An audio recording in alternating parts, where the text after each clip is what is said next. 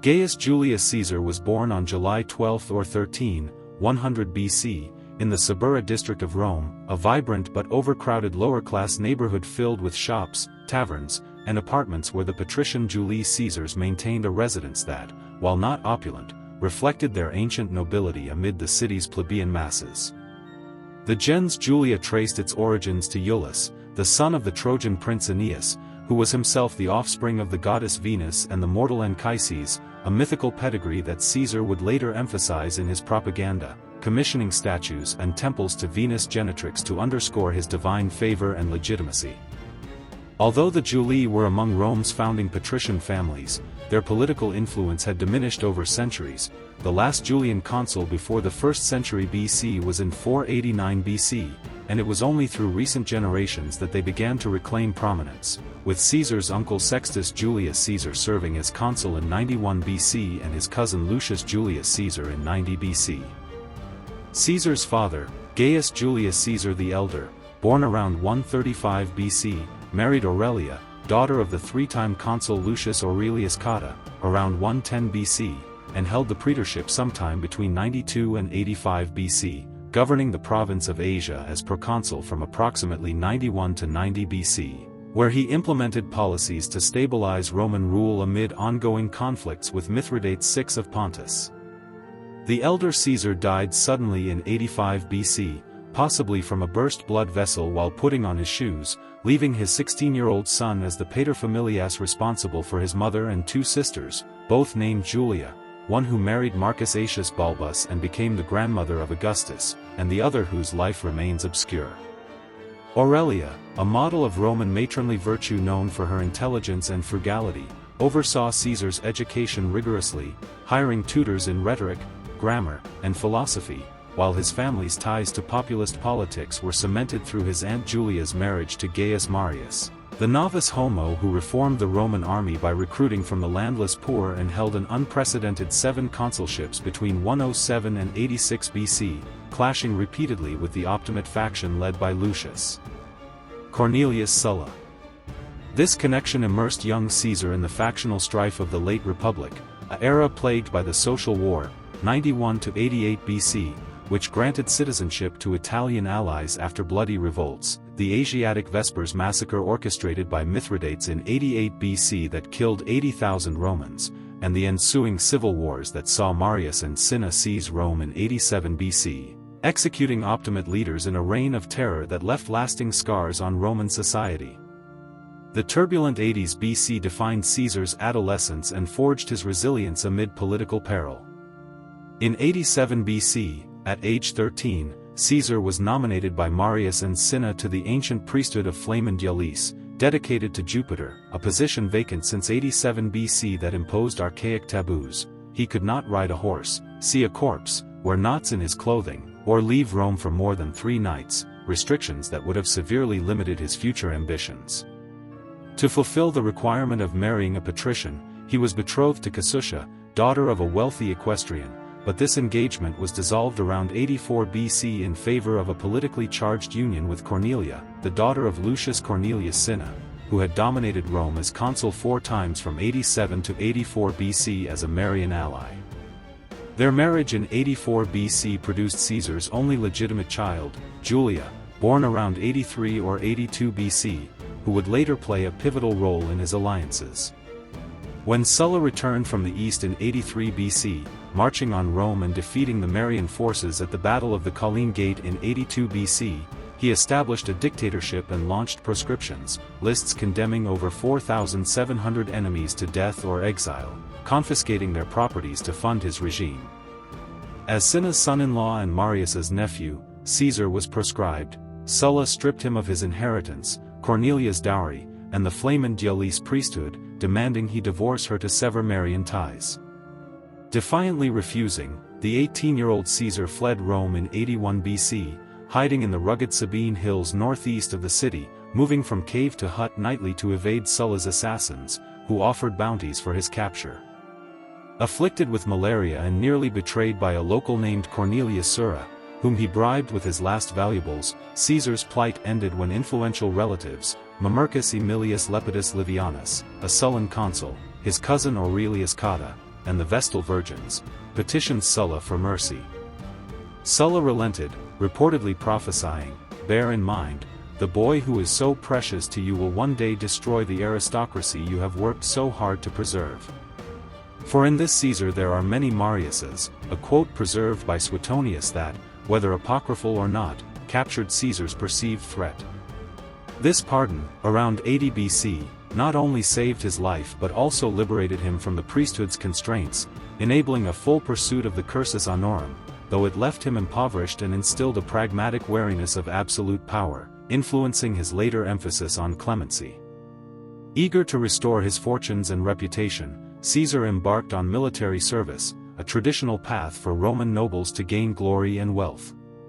In 81 BC, he joined the staff of Marcus Minucius Thermus, propraetor of Asia, during the final stages of the First Mithridatic War, participating in the siege of Mytilene on Lesbos, where he displayed valor by scaling the walls and saving a comrade's life in hand-to-hand combat, earning the Corona Civica, a wreath of oak leaves symbolizing the highest military honor for preserving Roman life, which entitled him to wear it at public events, receive senatorial ovations, and enter the Senate early.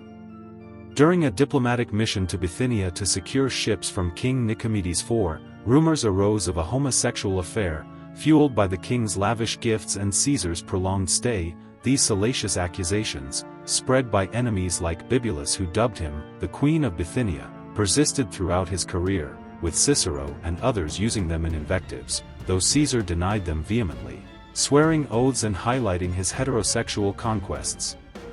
After Mytilene's fall in 80 BC, Caesar transferred to Publius Servilius Vadia Isauricus's staff in Cilicia for campaigns against pirates, but upon news of Sulla's death in 78 BC, he returned to Rome, briefly considering joining Marcus Aemilius Lepidus's revolt against the Sullan constitution, a populist uprising that aimed to restore Marian exiles and tribunician powers, but withdrew, deeming it imprudent. Instead, he pursued forensic oratory to build fame, prosecuting prominent Sullans in the courts. In 77 BC, he charged Gnaeus Cornelius Dolabella, a former consul and governor of Macedonia, with extortion, delivering a brilliant speech preserved in fragments that, though unsuccessful due to optimate jury bias, enhanced his reputation as a skilled advocate. The following year, he successfully prosecuted Gaius Antonius Hybrida for profiteering in Greece, but a tribune's veto halted enforcement. To refine his eloquence, Caesar sailed to Rhodes in 75 BC to study under the renowned rhetorician Apollonius Molon, who had trained Cicero, but near the island of Pharmacusa, Cilician pirates captured his ship, holding him for 38 days.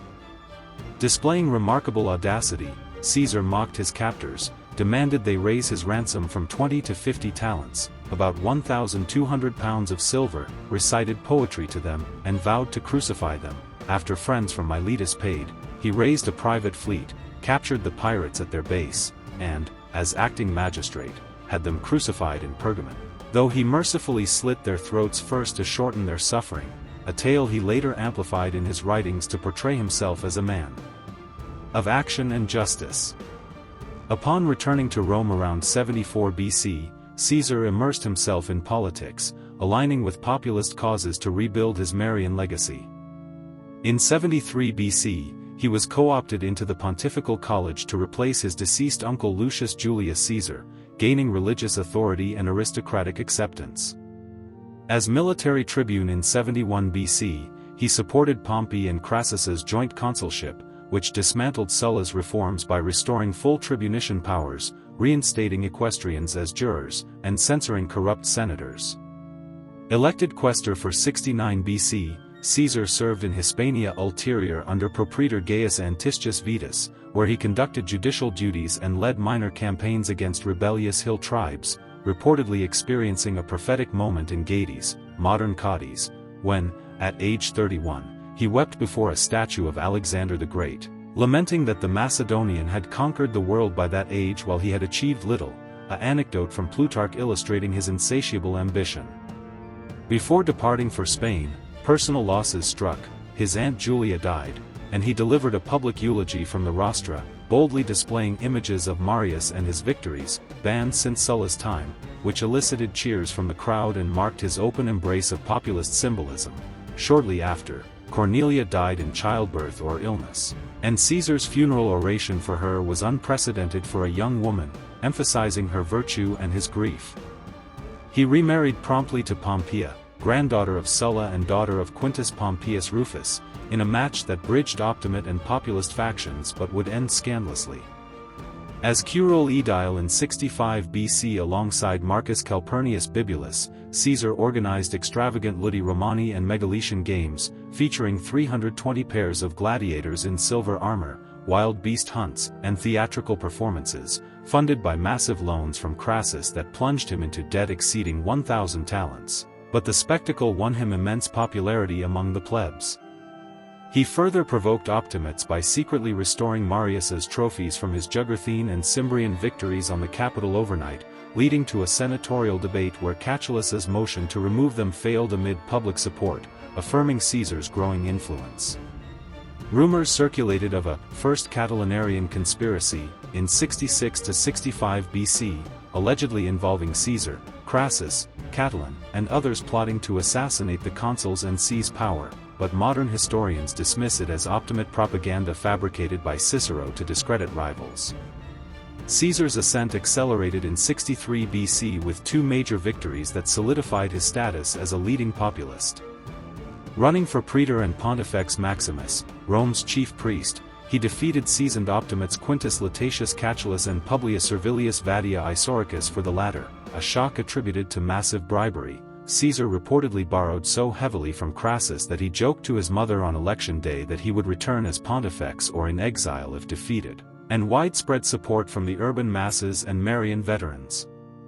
The role granted him the Domus Publica on the Via Sacra, oversight of religious festivals, and veto power over auguries, enhancing his political leverage. That year, during the Catilinarian conspiracy, Caesar, as praetor-elect, participated in the Senate debate on December 5 following Cicero's exposure of the plot. While most favored executing the 5 captured conspirators without trial, Caesar delivered an eloquent speech advocating for life imprisonment in municipal towns to uphold legal precedents and avoid tyrannical overreach, a position that swayed many until Cato's impassioned rebuttal for death penalties prevailed, with the executions carried out that night. Cicero later accused Caesar of complicity with Catiline, citing his leniency and alleged prior associations, but no evidence supports this, and it likely stemmed from political enmity. As urban praetor in 62 BC, Caesar oversaw courts and public order, clashing with Catulus over funding for the capital's reconstruction and supporting Tribune Quintus Caecilius Metellus Nepos' bill to recall Pompey from Asia to suppress Catiline's remnants, which sparked riots in the Forum where stones were thrown at the consuls. The Senate passed a Senatus Consultum Ultimum suspending Caesar from office, prompting him to dismiss his lictors and retire home, but popular protests forced his reinstatement the next day, demonstrating his mastery of public opinion. The year ended with the Bona Dea scandal. During the women-only rites to the goddess at Caesar's home, Publius Clodius Pulcher, disguised as a female musician, infiltrated allegedly to seduce Pompeia, discovered. The incident led to Clodius's trial for sacrilege, where Caesar divorced Pompeia, testifying he knew nothing but insisting Caesar's wife must be above suspicion, a phrase that became proverbial, while avoiding implicating Clodius to maintain populist alliances.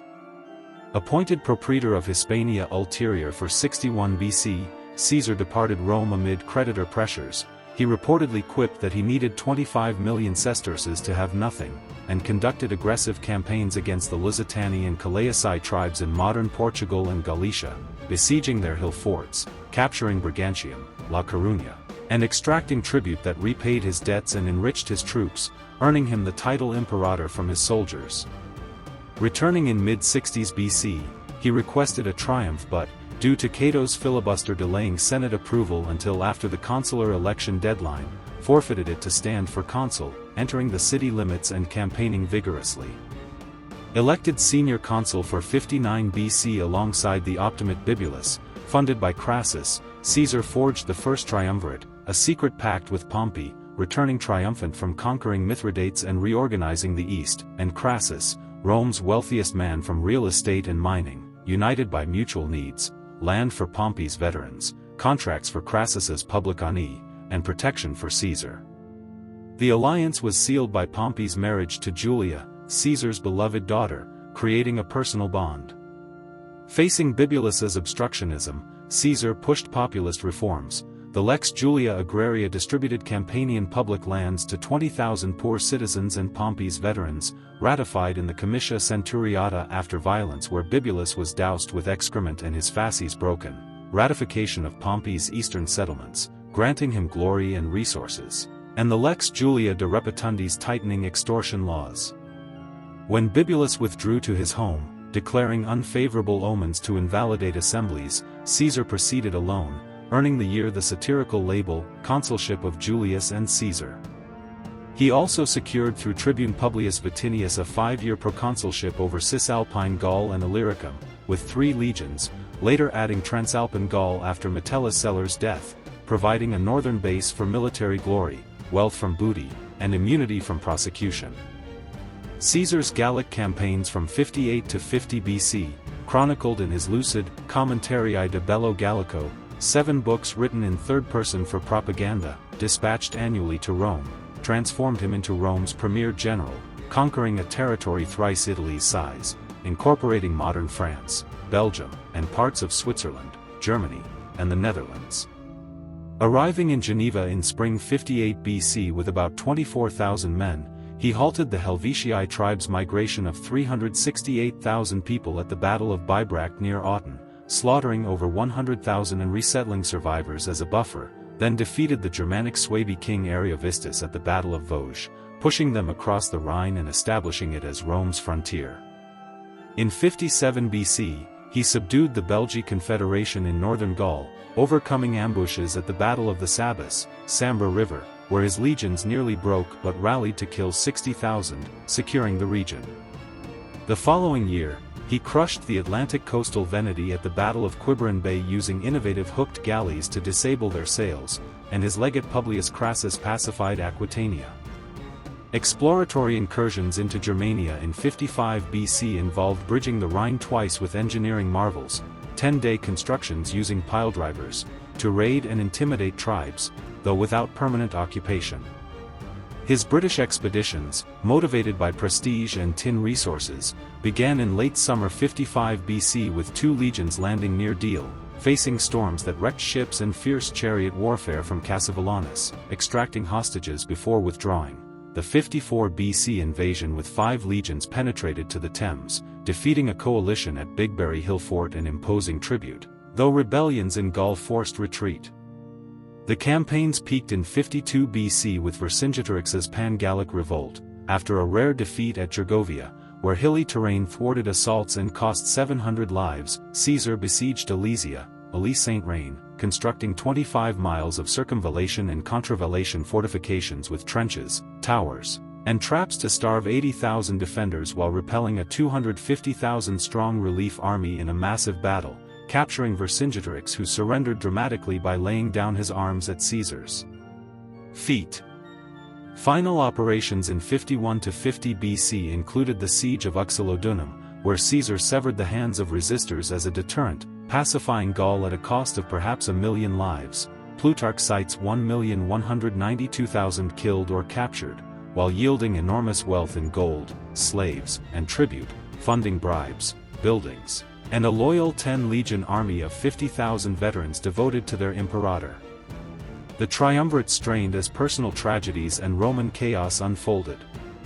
Julia's death in childbirth in 54 BC severed the Pompey-Caesar bond, and Crassus's disastrous Parthian campaign ended with his death at Carrhae in 53 BC, where 20,000 Romans perished and standards were lost.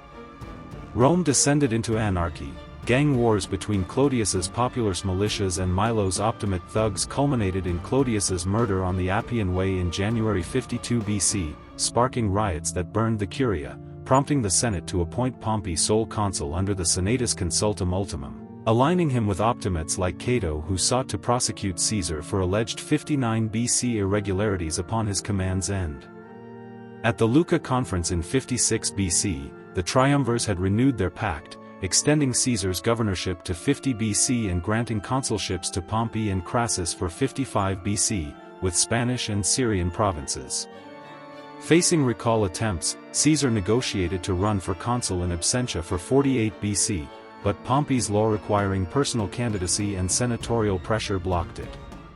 With his term expiring and enemies poised to try him, Caesar, after failed compromises, crossed the Rubicon River from Ravenna into Italy on January 10, 49 BC with the 13th Legion, uttering, Alia iacta est, the die is cast, an act of treason that ignited civil war, as provincial governors could not bring armies into Italy without Senate approval.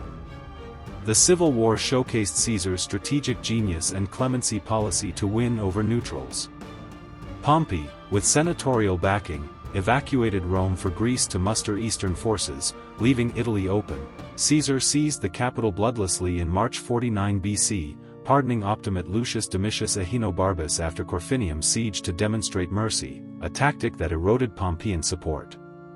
Elected dictator for 11 days to hold elections, he pursued Pompeian legates in Spain, defeating them at the Battle of Ilerda in June-August 49 BC through siege and starvation, capturing 5 legions without major bloodshed. After a brief consulship in 48 BC, Caesar crossed the Adriatic in winter storms to confront Pompey, suffering a setback at the Battle of Dyrrhachium in July 48 BC where Pompey's larger army breached his blockade, but regrouping to win decisively at Pharsalus in Thessaly on August 9, 48 BC, routing 47,000 Pompeians with only 22,000 men by outflanking their cavalry, killing 6,000 while losing 1,200, a victory attributed to his veterans' discipline and a hidden fourth line. Pompey fled to Egypt, where on September 28, 48 BC, Ptolemy XIII's advisors assassinated him, presenting his head to Caesar upon arrival, who wept and executed the killers, honoring his rival with a proper burial. In Egypt, Caesar intervened in the dynastic war between Ptolemy XIII and his sister wife Cleopatra VII, besieging Alexandria after Ptolemy's forces attacked. The 6-month Alexandrian War, 48 to 47 BC, saw urban fighting, the accidental burning of part of the Great Library when flames spread from torched ships, and Caesar's reinforcement by Mithridates of Pergamon, culminating in victory at the Battle of the Nile in March 47 BC, drowning Ptolemy and installing Cleopatra as sole ruler with their younger brother Ptolemy XIV as co-regent. Caesar's affair with the 21-year-old Cleopatra, intelligent and charismatic, lasted until his death, producing a son, Ptolemy XV Caesarion, born June 23, 47 BC, whom he never officially acknowledged but supported, fueling rumors of monarchical ambitions. En route back, Caesar swiftly defeated Pharnaces II of Pontus, Mithridates' son, at the Battle of Zela on August 2, 47 BC, in 5 days, coining Veni, Vidi, Vici, I came, I saw, I conquered, in a dispatch to Rome. Quelling a mutiny of his legions in Italy demanding discharge and pay, he shamed them by addressing them as Quirites, civilians, instead of comrades, restoring discipline. Pursuing remaining Pompeians to Africa, he landed in December 47 BC, overcoming supply issues to win at the Battle of Thapsus on April 6, 46 BC, where his forces slaughtered 10,000 despite orders for mercy, prompting the suicides of leaders like Metella Scipio and Juba I of Numidia. Cato the Younger, holding Utica, famously fell on his sword after reading Plato's Phaedo, earning martyrdom for republicanism. Returning to Rome in July 46 BC, Caesar celebrated an unprecedented quadruple triumph over Gaul, with Vercingetorix strangled, Egypt, Arsinoe paraded in chains, Pontus, a placard with Veni, Vidi, Vici, and Africa, effigies of Scipio and Cato, distributing lavish bonuses, 5,000 denarii per soldier, 400 sesterces per citizen, and hosting feasts for 22,000 tables, games with 400 lions, and naval battles. Appointed dictator for 10 years, he enacted reforms, enlarging the Senate to 900 with provincials and equestrians, revising the calendar to the Julian system with 365.25 days, adding February 29th leap years, effective January 1, 45 BC, debt relief by deducting interest and appraising properties at pre-war values, sumptuary laws curbing luxury, citizenship extensions to Transpadane Gauls and Spanish colonists, founding colonies like Corinth and Carthage for 80,000 veterans and poor, public works, including the Forum Julium, Basilica Julia, and draining the Pomptine marshes, and grain dole rationalization to 150,000 recipients via census. A final campaign in Spain crushed Pompey's sons Gnaeus and Sextus at the Battle of Munda on March 17, 45 BC, a brutal melee where Caesar fought in the front lines, killing 30,000 enemies at the cost of 1,000, ending major resistance. Returning in October 45 BC, he celebrated a controversial triumph over fellow Romans, resigned his sole consulship, and was named Dictator Perpetuo in February 44 BC, accumulating powers, censorial authority, control over minting, coins with his portrait, unprecedented for a living Roman, and Magister Morum. Honors escalated, a golden throne in the Senate, ivory statue carried in processions, temple to Clementia Caesaris, his own Flamen, renaming the month Quintilis to Julius, and a statue inscribed, to the unconquered god. Yet he publicly rejected monarchical trappings, as on February 15, 44 BC, during the Lupercalia, when Antony offered a diadem thrice, Caesar refused, ordering it to Jupiter's temple, a staged act to gauge opinion. Planning a massive Parthian expedition to recover Crassus's standards and conquer to India, he appointed magistrates in advance, alienating republicans. On the Ides of March, March 15, 44 BC, in Pompey's theater where the Senate met, over 60 conspirators, led by Marcus Junius Brutus, whom Caesar had pardoned and promoted, and Gaius Cassius Longinus, ambushed him, stabbing him 23 times as he entered. Caesar, seeing Brutus, reportedly said, "Kai su, teknon? You too, child," collapsing at Pompey's statue base. The assassins, proclaiming liberty, expected acclaim but faced hostility, fleeing as Mark Antony seized the initiative.